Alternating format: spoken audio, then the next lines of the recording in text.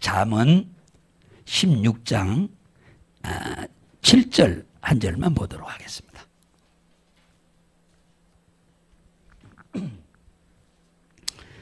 잠언 16장 7절 한 절만 보니까 세 번을 읽도록 하겠습니다. 세 번. 자, 시작. 사람의 행위가 여호와를 기쁘게 하면 그 사람의 원수라도 그의 더불어 화목하게 하느니라. 사람의 행위가 여호와를 기쁘시게 하면 그 사람의 원수라도 그로 더불어 화목하게 하시느니라. 사람의 행위가 여호와를 기쁘시게 하면 그 사람의 원수라도 그로 더불어 화목하게 하시느니라. 아멘. 할렐루야. 참 뉴스에 보면은 코로나 숫자는 올라갑니다만은 그래도 우리들이 건강하도록 이렇게 지내고 있어서 참 얼마나 감사한지 모릅니다.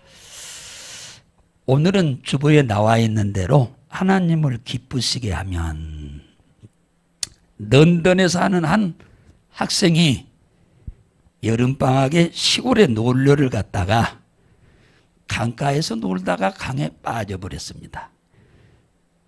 그런데 생각외로 강이 깊어가지고 수영을 할 줄 모르는 이 학생이 허우적거리면서 사람 살려주세요 하고 외치면서 좌우를 돌아보는데 아무도 사람이 안 보입니다. 그런데 마침 한 학생이 강가를 걸어가다가 사람 살리라는 소리를 듣고 긴급하게 그 강으로 뛰어들어서 그 학생을 건져주었습니다. 물에서 나온 그 학생은 너무 감사해서 물속에 뛰어들어 건져준 그 학생에게 고맙다고 감사하다고 인사를 극진히 하고 헤어졌습니다.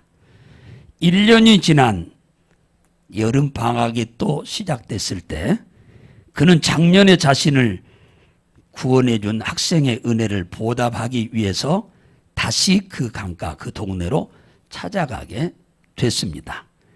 만나서 감사하다는 얘기를 극진히 하고 자기 또래니까 그리고 네 소원이 뭐냐고 이렇게 물어봤더니 내 소원은 의사가 됐으면 좋겠는데 가정 형편이 너무 어렵고 힘들어서 의사는 될 수 없어서 아쉽다고, 의사가 되면 많은 어려운 사람들을 도와주고 싶은 마음이 간절한데 형편이 그렇다고 하니까 그러냐고 하고 집으로 돌아왔습니다.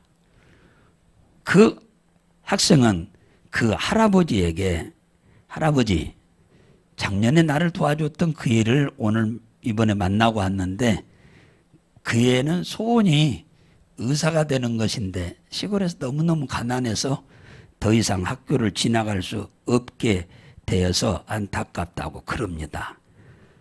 의사가 돼서 대부분의 사람들은 돈 많이 벌어서 잘 살아보려고 하는 생각으로 가득 차 있는데 이 친구는 가난한 사람들, 어려운 사람들을 많이 돕고자 하는 그런 생각으로 가득 있다고, 기특하다고 그러니까 할아버지가 어마어마한 부자거든요. 그래서 자기 손자를 물에 거침없이 뛰어들어 가지고 건져서 살려준 그 은혜를 보답해야겠다 하는 생각에서 그래? 그 정도로 이타적인 삶을 살려고 하는 애라고 하면 그 괜찮은 애다. 그러니 내가 그한테 의대 전액 장학금을 내가 다 주도록 하겠다 해가지고는 연락을 해서 대학에 진학을 해가지고 의대를 아주 우수한 성적으로 졸업을 해서 그가 열심히 연구를 해가지고 뭘 하나 발견했느냐 하면은 발명했느냐 하면 페니실린을 만들어낸 거예요. 그 이름이 바로 플레밍이라고 하는 사람입니다. 런던에서 그렇게 부잣집의 손자로 조금도 어려움을 겪어본 적도 없이 지나다가 그는 육군사관학교에 진학을 해가지고 그는 저 아프리카 전쟁터에 나가서 싸우다가 폐병이 걸려가지고 죽기 직전이라고 하는 소식을 전해 듣고 이 플레명한테 이 얘기를 하니까 그가 특별 전세기를 타고 날아가서 페니실린을 주사해가지고 그를 치료해 주어서 건강해가지고 다시 돌아왔는데 그 사람이 처칠입니다. 잃어버린 돈이 아무리 많을지라도 잃었던 돈을 찾는 것보다 더욱 기쁜 것은 죽을 수밖에 없는 사람을 건져준 것보다 더 기쁜 일이 어디가 있겠습니까? 오늘 우리가 함께 읽은 이 잠언 16장 7절은 솔로몬이 사랑하는 자기의 자녀들에게 이 말씀을 지금 가리키고 있는 말씀인데요. 오늘 본문에서는 우리의 행위가 하나님을 기쁘시게 하면 원수라도 더불어 화목해 하시리라 이렇게 말씀하고 계십니다. 우리가 하나님을 기쁘시게 하면 원수로 인해서 괴로워하고 고통당하는 것을 원치 않으시고 원수들의 마음을 화목하게 만들어 가지고 우리들로 하여금 평안하게 살도록 해 주겠다는 말씀인 줄로 믿으시기 바랍니다. 여기서 사람의 행위란 말은 그 사람이 하는 일을 두고 하는 말입니다. 기쁘시게 하면 히브리어로 나차라고 하는데 하나님께 유익하게 하면 그 말이에요. 원수라도 해롭게 하는 자 화목해 하느니라. 관계를 회복시켜서 이익되게 하리라 그 말입니다. 우리가 하는 일이 하나님을 기쁘시게 하면 적이라도 하나님은 우리와 화목하게 하도록 만드신다는 거예요. 우리가 하나님을 즐겁게 해드리면 원수라도 하나님은 우리와의 관계가 좋아지도록 하나님이 만들어주겠다는 말씀입니다. 우리가 하는 일이 하나님께 유익되게 살아가기만 하면은 원수라도 우리에게 이익이 되는 사람으로 사람을 바꿔주겠다는 거예요. 믿으면 아멘 합시다. 그러니까 우리가 원수와의 관계를 우리가 회복시키려고 하면은 더 와전되고 더 어려워질 수 있는데 우리가 하나님을 기쁘시게 하는 일에 집중하면 하나님은 우리와의 관계가 잘못되어 있는 원수 같은 사람들이라 하더라도 하나님이 화목하게 만들어 주겠다고 말씀하시는 줄로 믿으시기 바랍니다. 우리가 하나님을 기쁘시게 하면은 하나님은 우리의 소원을 이루어 주신다고 말합니다. 시편 37편 5절에 보면은 여호와를 기뻐하라. 여호와가 내 마음의 소원을 이루어 주시리라. 기뻐하라는 말은 안악이라는 말인데 이 즐거워해라. 웃고 즐거워해라. 기뻐하라 그 말이에요. 데살로니가 전서 5장 16절에 보면은 항상 기뻐해라. 이는 하늘에 계신 내 아버지의 뜻이다. 그러니까 우리가 하나님을 기뻐하는 것이 하나님을 기쁘게 하는 일인 줄 믿으시기 바랍니다. 그러면 내 마음에 소원을 이루어 주리라 그럽니다. 이 소원이란 개념을 좀 이해를 하셔야 돼요. 소원이라고 하는 개념은 히브리어로 미시알라란 말인데 미시알라란 말은 무슨 말이냐? 네 요구하는 것을 위해서 내가 행동하겠다. 네 요구를 들어주기 위해서 내가 행동하겠다 그 말이에요. 네 요구하는 것을 내가 지불하겠다. 네 요청하는 자를 내가 보호하겠다. 그런 뜻입니다. 그러니까 성경에서 소원은 우리의 기도를 소원이라고 하는 줄로 믿으시기 바랍니다.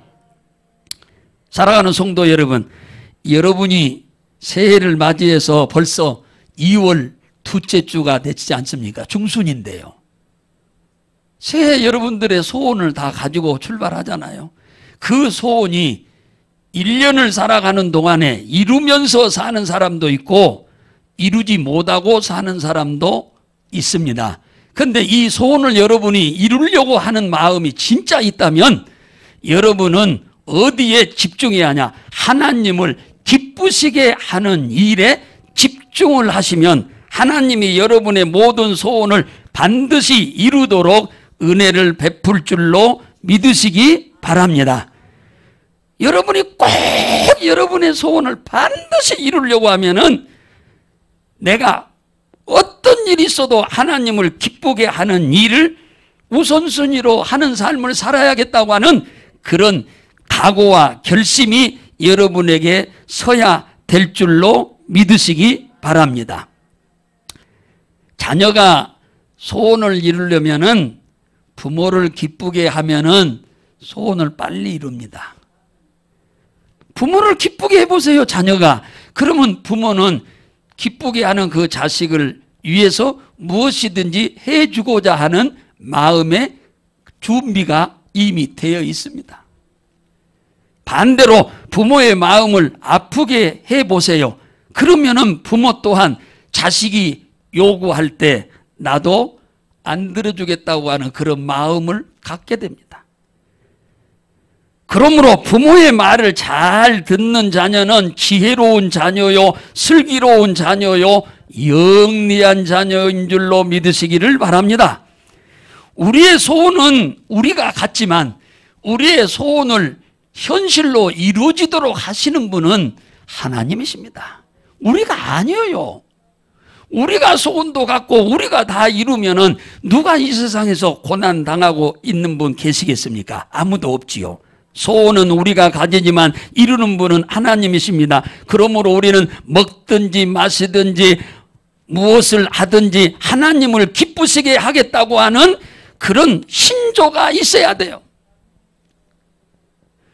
우리가 살든지 죽든지 나는 하나님을 기쁘시게 하겠다고 하는 결심과 각오가 서 있어야 하나님도 우리의 모든 크고 작은 소원들을 이루어 주실 줄로 믿으시기를 주의 이름으로 축복합니다. 하나님을 기쁘게 한 사람이 성경에는 꽉 차 있지요. 많습니다. 정말로 많아요. 수도 헤아릴 수 없이 많은데 한 사람을 소개하자면 통일 이스라엘 제2대 왕 다윗입니다. 다윗은 어린 시절부터 남들이 전혀 생각지도 못한 하나님을 기쁘시게 하겠다고 하는 소원, 간절한 소원을 갖고 있었는데 그것은 부모도 몰랐고 그 위에 있는 7명의 형님들도 이 어린 다윗이 갖고 있는 하나님을 기쁘게 하고자 하는 소원을 갖고 있는 것을 아무도 몰랐습니다. 그런데 그것을 누가 알고 계셨냐? 전능하신 하나님이 그 어린 다윗의 마음을 다 헤아리시고 알고 계신 겁니다. 그것이 바로 뭐냐? 하나님의 집을 지어드려야겠다고 하는 소원이었습니다. 성경에 보면 하나님이 이런 말씀을 했어요. 이스라엘 전 백성들 가운데 내 집을 짓겠다고 나서는 사람이 한 사람도 없었다. 다윗 외에는. 할렐루야. 없었다는 거예요. 하나님의 집이 왜 중요하냐? 하나님의 집은 예배하는 집이요, 하나님의 집은 기도하는 집이요, 하나님의 집은 감사와 찬양을 올리는 집입니다. 할렐루야. 하나님의 집은 말씀을 듣는 집입니다.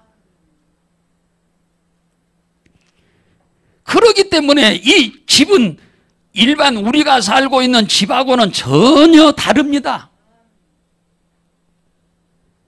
도시에 나가서 공부를 하고 직장을 잡아가지고 돈을 버는 자식이든지 아니면 학교를 졸업하고 사업을 하는 자식이든지 이번 명절에 부모 형제들을 찾아 내려온 사람도 있고 그렇지 못한 사람도 있겠습니다마는 내려왔다고 한번 해봅시다. 세배도 부모님께 하고 용돈도 좀 드리고 아버지 어머니께 드릴 말씀이 있다고 이렇게 말씀을 하니까 대부분의 자녀들은 부모한테 자녀가 무슨 정색을 하고 이 얘기하겠다고 하면 뭐 돈 달라고 하는 거 외에는 사실 별로 없으니까 이놈이 또 뭔 돈 달라고 하려나 하고 긴장하고 쳐다보고 있으니까 그 아들이 하는 말이 아버지 어머니 그동안 저를 낳아서 기르고 가르치느라 다 주름살에 이렇게 늙으시고 이제는 힘도 별로 없으신데 돌아가시는 동안 이렇게 누추한 집에서 사시면 되겠습니까? 제가 현대식으로 아름다운 집을 봄날에 헐고 깨끗이 지어드릴 테니까 이제 새로운 집에서 오래오래 사십시오. 이런 말씀을 드렸다고 합시다. 생각지도 않은 말을 듣는 그 부모들의 마음은 엄청나게 행복해서 눈에서 눈물이 핑 돌았지 않겠냐는 생각이 됩니다. 내가 그동안에 자식을 잘 낳았구나. 내가 그동안에 이 자식을 위해서 그거 못 먹고 못 입고 그렇게 키웠는데 잘 키웠구나. 키운 보람이 있구나. 그동안 고생한 것이 순간에 다 사라져버리고 기쁨으로 충만했을 것이라 믿습니다. 구정이 끝나고 이제 자식들은 서울로 올라가고 동네 사람들 만나서 이 사람아 내 아들 셋째 있지 않는가? 그놈이 이번에 내려왔었잖아. 아유 그러면요 저희 집에도 세배 왔었네. 왔었습니다. 사람들 이 얘기를 하니까 그가 말이에요. 이번에 돈 많이 벌었는가 봐. 이제 이 초가집 헐고 고생하지 말라고 집 한 채 봄날에 지어준다고 하네. 그 얼마나 감사한지 모르겠네. 그 자식 안 낳았으면 어땠을지 모르겠네 하면서 동네 사람들한테 자랑하지 않았겠냐 그 말이죠. 친척들 만나도 역시 자랑을 늘어지게 했겠죠. 부모가 돈이 있어서 자신이 돈을 가지고 집을 지어서 살아도 됩니다마는 자신이 번 돈으로 자신이 지어서 사는 그 집에서 느끼는 행복의 수치와 자식이 효도한답시고 돈 벌어서 아버지의 집을 지어서 살라고 한다고 하면 그 행복의 수치는 어마어마하게 다르지 않겠냐는 거죠. 할렐루야. 전혀 다를 것입니다.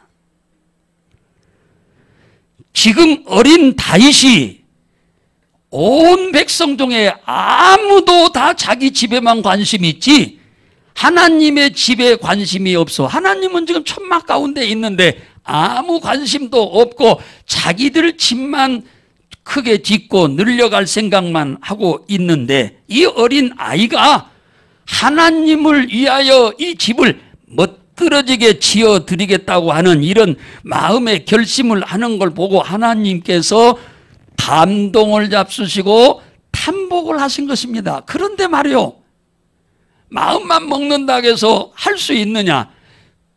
다윗은요 양을 치는 목동입니다.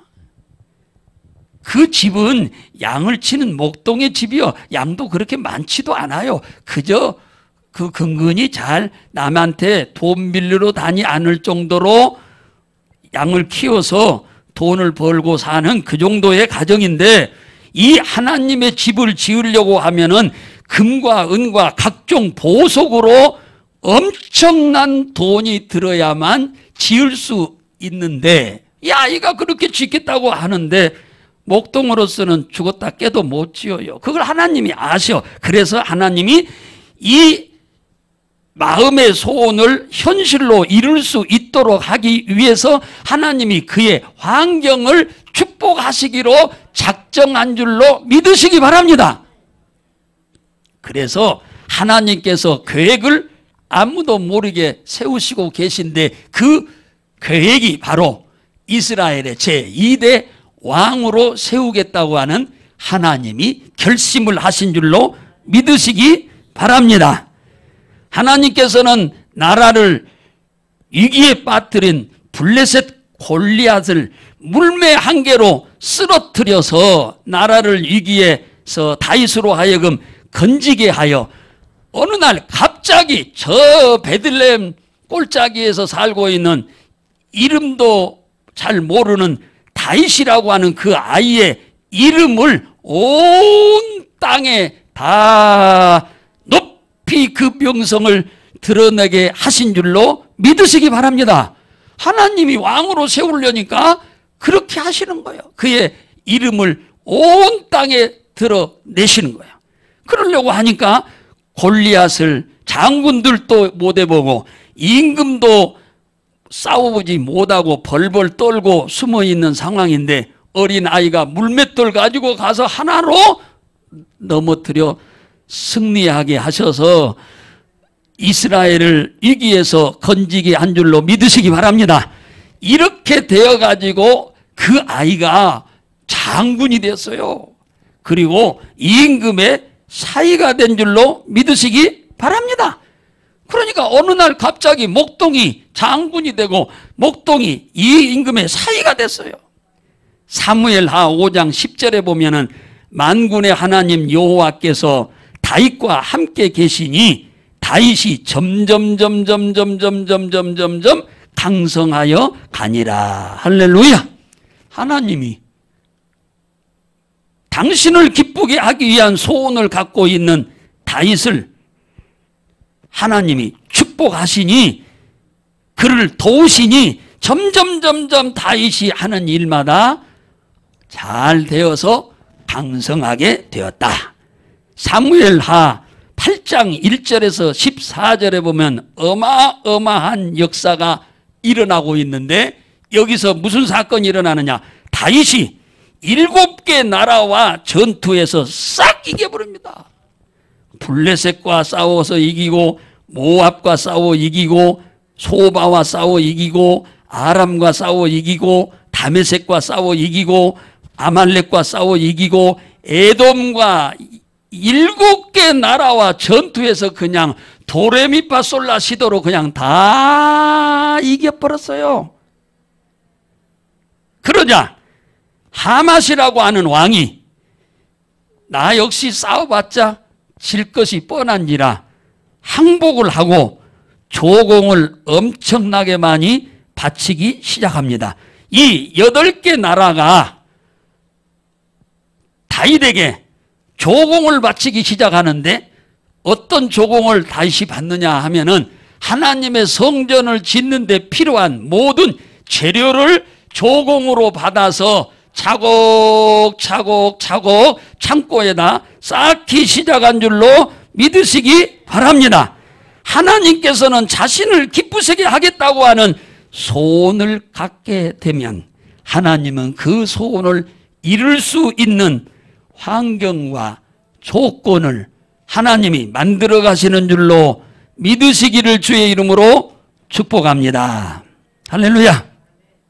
그러니까 우리가 이 땅에서 하나님으로 인하여 우리가 복을 받고 성공하려면 내가 내 일을 성공하려고 발버둥 치지 마시고 하나님을 기쁘게 해드리는 삶을 살려고 노력하고 기도하고 나가면 하나님은 당신의 일을 이루기 위해서 우리들의 삶을 축복하여 우리들의 일도 잘 이루도록 복을 주시는 줄로 믿으시기 바랍니다. 오늘 7절 보면은 사람의 행위가 여호와를 기쁘시게 하면 그잖아. 기쁘시게 하면 그 사람의 원수라도 그로 더불어 화목하게 하느니라. 원수, 여기서 원수는 오예브란 말인데 쉽게 말하면 적이나 원수를 말하는데 이것은 어떤 국가적인 측면에서 원수이기도 하고 적, 개인적으로도 원수가 많이 있지요. 그건 마귀일 수도 있고 때로는 사람일 수도 있습니다. 그러므로 더불어 하나님께서 그들과 화목하게 하느니라. 관계를 전부 회복시켜서 우리에게 늘 피해를 주던 사람들이 우리들에게 도움이 되도록 하겠다는 말씀인 줄로 믿으시기 바랍니다. 그러니까 하나님을 기쁘게 하면 우리의 원수가 스스로 화목을 청해오게 만드시고 우리에게 해롭게 하던 사람이 도움이 되겠다고 나서게 하고 우리에게 피해를 주던 사람이 이익이 되는 사람으로 하나님이 바꿔주겠다고 하시는 말씀인 줄로 믿으시기 바랍니다. 사울 왕은 다윗이 이렇게 잘 되는 걸 별로 좋아하지 않았습니다. 어린 다윗인데 이 다윗이 자칫 잘못하면 자기의 왕권을 위협할 것이라고 하는 그런 오해를 통해서 다윗을 죽이려고 하는 이런 생각을 갖게 됩니다.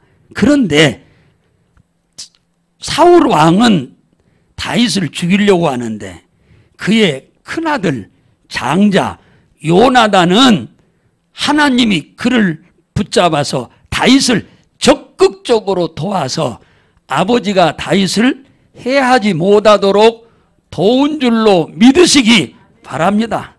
심지어는요, 이 사울 왕이 다윗을 죽일 수가 없으니까 방심을 노리고 죽이려고 자기 딸, 둘째 딸 미가를 정략적으로 결혼을 시켜서 안심시킨 다음에 다윗을 죽이려고 했는데 하나님이 그 D-Day 된 날이요. 그런데 하나님이 그 미갈의 마음을 감동케 하셔서 아버지의 말에 순종해서 다윗을 죽이려고 하는 일에 합력한 게 아니고 다윗을 도와서 다윗이 피신하도록 한 줄로 믿으시기 바랍니다. 하나님을 기쁘게 하면은 하나님은 그 기쁘게 할 수 있는 그 일을 이룰 수 있도록 모든 환경과 여건을 도와줄 뿐만 아니라 또 해방하는 모든 자들 가운데서도 하나님은 그를 돕는 사람으로 만들어서 결국은 하나님의 뜻을 이루는 사람으로 하나님이 복을 준 줄로 믿으시기 바랍니다. 사랑하는 성도 여러분, 하나님은 능치 못하심이 없는 분입니다. 그분이 우리를 도우면은 무엇이든지 가능할 수 있는 분입니다. 문제는 그분이 우리를 적극적으로 도우시도록 해야 하는데 그러려고 하면 우리가 하나님을 기쁘게 해드리는 삶을 살겠다고 하는 여러분의 나름대로의 마음의 다짐과 결심이 필요한 줄로 믿으시기 바랍니다.